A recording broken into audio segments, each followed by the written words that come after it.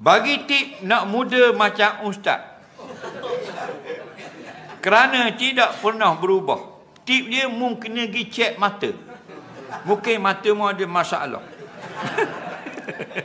Oh, bini aku kata aku tua dah. Macam mana mu kata aku muda? Faham lagi? Kita nak nikah ni kata janganlah tua dah, tak salah. Faham? Jadi tak jadi nikah.